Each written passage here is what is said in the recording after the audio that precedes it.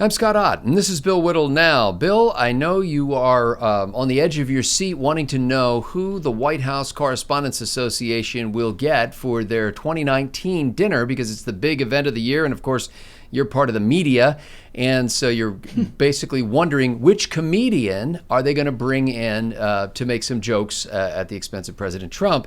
And Bill, they're not bringing one. No comedian on the I think it's April 27th, 2019. For the first time in a long time, they've actually invited a historian. Oddly enough, Ron Chernow, who wrote a terrific biography of Alexander Hamilton, which was a great bit of source material for the Broadway musical Hamilton, who wrote Washington, I think it was called Washington, A Life biography. I happen to be reading Ron Chernow's biography of Ulysses Grant right now. And when I saw this story, I thought, this is fascinating, Bill. I believe President Trump boycotted the dinner last time. Presidents usually come and make jokes, but President Trump said, no, I'm not going to do that.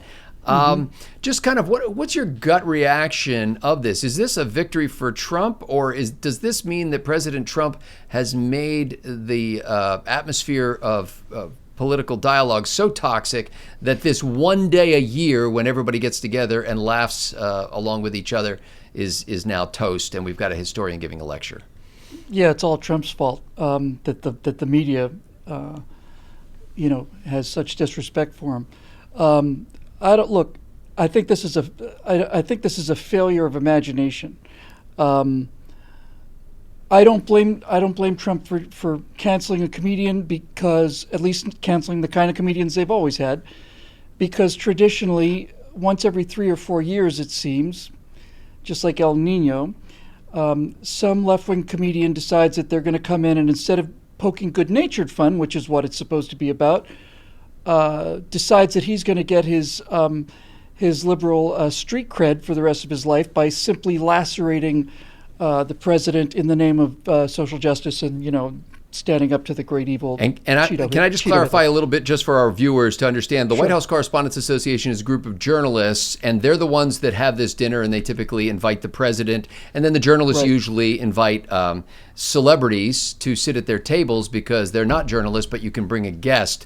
I guess, Bill, I would wonder, do you think the celebrity count will be up or down, given the fact that historian Ron Chernow will be giving a talk instead of a comedian doing a series of one-liners? Wherever Donald Trump is, the celebrity count will be down, way down. And that is because of the social proof and the peer pressure that celebrities put on each other to make sure that no one is ever seen going along with Donald Trump, which is why I suspect you have to have an ego the size of Kanye West to stand up to something like that and utterly resist all of the pressure, including calls from Barack Obama saying, you can't say nice things about Donald Trump. But when I say it's a failure of nerve, I understand, of imagination rather, not a failure of nerve. It's a common sense move to me.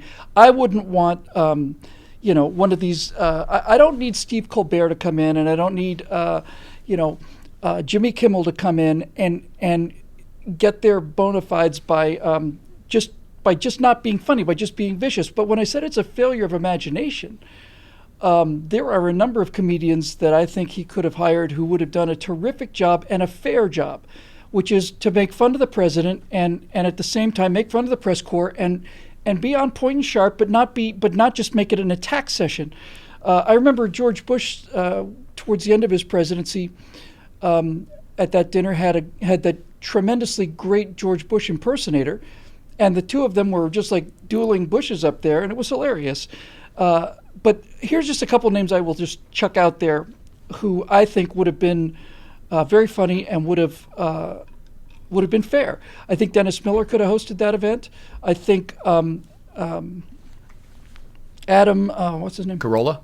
Yes, of course. Sorry, Adam Carolla could have done a good job with it. But neither of those are my first choices. My first choices are a tie, and I would have picked either Norm Macdonald or Bill Barr. They're both very anti-PC comedians. They're all four of them are really genuinely funny guys. Bill Barr is so astonishingly anti-PC that he almost is like a unique, he's almost like a cosmic ray. And he's hilarious. He's actually hilarious. because he's basically just speaking such common sense, and he's doing it in such a lighthearted way. He makes fun of political correctness and so on. So if the only question then becomes, Scott, is would Bill Barr ever work again if he hosted the press club dinner for Donald Trump? Because the tolerant intellectual and moral superiors that we are so privileged to have giving us guidance are just bound and determined to make sure that anybody who in the slightest cooperates with Donald Trump is going to be forced to never work again in this town. Now, let me make clear: there's no indication as of yet that President Trump is going to break his non-attendance streak. So it's quite possible that President Trump won't show up at this one, whether Bill Burr were there or not. But that's a good question, actually. I wondered, Bill, do you think that in a sense, since the president has kind of won a little victory because basically the White House Correspondents Association has agreed not to make fun of him, do you think the president ought to say, you know what, I think I'll stop by and enjoy the historical lecture? No, I don't think Donald Trump is the kind of guy who's going to be much interested in historical lectures, and I don't think he thinks that this is the kind of thing where he can just drop in. I thought I'd seen the limit of it with George Bush, but the hatred for George Bush was just so pervasive in the media. But this is different. This is a blood feud, Scotty. This is a blood feud. This is you shot my brother kind of thing, and it's. I've never seen the press corps and the presidency going at it like this, and frankly. The reason Donald Trump is president is because he fights back against this malicious tide of just plain unreasonableness and unfairness. So I don't blame him for not going. I don't think he's going to just drop in. I am really quite surprised, to be honest with you, that the press has decided not to have a comedian. If I don't see how having Donald Trump there makes much of a difference. What they want to do is laugh at Trump one way or another. I'm surprised they didn't just trot Alec Baldwin out from Saturday Night Live and have him do 20 minutes and let them all get their few moments of peace in this life. I don't think Donald Trump is the kind of person who's built to take a lot of fun being poked at him, and I don't think that's a positive thing. I think people who are willing to laugh at themselves and have other people make jokes at their expense and deal with it good-naturedly, I think that's a special kind of confidence, and I find it a very admirable quality. The roasts that they've had recently on Comedy Central are just unwatchable. They're horrible. These people don't know each other. They're not friends, and the entire purpose is to be as shocking and as disgusting as possible. There's not a moment of love or affection or respect in the whole thing. But if you go back to the Dean Martin roasts, what you find there is you find a group of people who are functioning at the really highest level in order to be, man of the year or man of the hour or woman of the hour. And you find yourself surrounded by people who you absolutely respect and adore, and they are taking not only good shots at you, but they're taking accurate shots at you. And I never saw anybody get even the slightest bit tense over that, because everybody knew that this was all about mutual respect. This press dinner is not about mutual respect, and it never will be with this president. So I don't blame him for ducking out the back door. Now, a final question. It would seem to me that, because this is the first White House Correspondents Association dinner that I've ever wanted to go to, because, I've read 3 of Ron Chernow's books at least, and I would love to hear the guy talk. I guess I'm wondering why I don't hear more of you sort of patting the media on the back and saying, hey, maybe you finally learned your lesson. Yes, this would be a great event. Bring in a distinguished speaker, and don't make it just a slam fest on the president. Why aren't you a little more approving of that or laudatory of that, Bill? Well, because I think I have always thought that the press corps dinner was a very, very healthy, positive thing for this country. I've always thought that as long as it was just any other president reasonably fair, they take some good shots at the president, but also at the rest of the people in the press. And I deeply admire a country that can do that kind of thing. Or say, hey, you know what, we're fighting 24/7, but we're not natural enemies. We're not mortal enemies. We can take a day and have fun and play, and then go back to throwing mud at each other. Mud if we're lucky.